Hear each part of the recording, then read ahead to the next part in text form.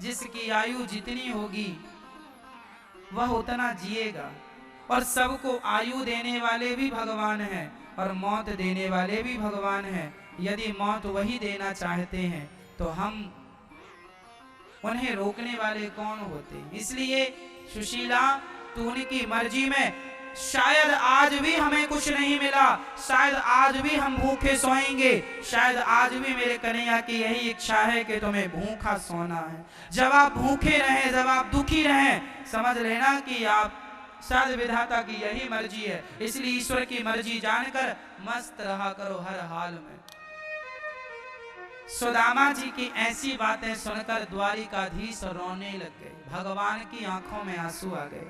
रुक्मणी जी ने देखा कि आज भगवान रो रहे हैं। पूछ लिया द्वारिकाधीश, क्या हुआ, क्यों रो रहे हैं। भगवान ने कहा, आज मेरे सुदामा को 3 दिन हो गए, खाने को अन्न का दाना नहीं मिला, लेकिन देखो ना, उस हाल में भी वो मेरा धन्यवाद और मुझे भजता है।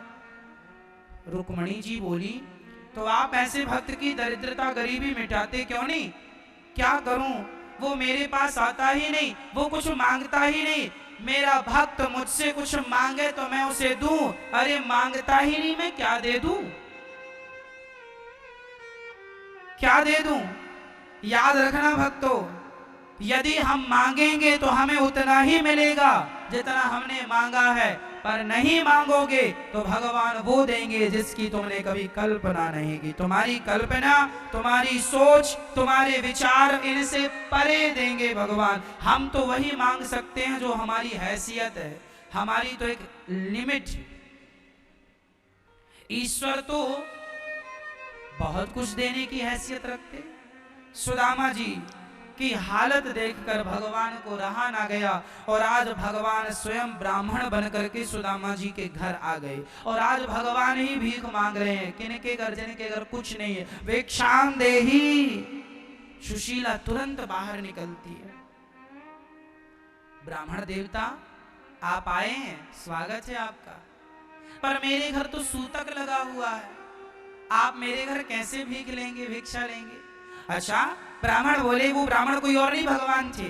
भगवान बोले, अच्छा तुम्हारे घर सूतक किस बात का लगा। बच्चा जन्म, सूतक 2 बार लगता, कोई मर जाए तो, कोई बच्चा जन्म ले तो तुम्हारे घर कौन सा सूतक लगा है, जन्मने का या मरने का। कह दिया सुशीला ने, महाराज मेरे घर में जन्मने का सूतक लगा। अच्छा, कौन जन्मा है, बेटा की बेटी।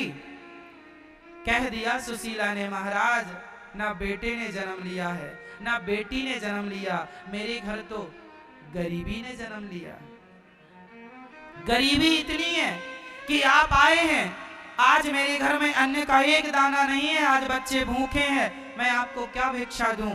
हाँ, एक काम करो ब्राह्मण देवता, आप बैठ जाओ, मैं आपको 1 गिलास पानी लाती हूँ। सुदामा जी की पत्नी सुशीला ने जल दिया, और भगवान बोले, आपके पति को आप द्वारिका क्यों नहीं भेजती, उनके मित्र तो द्वारिकाधीश हैं।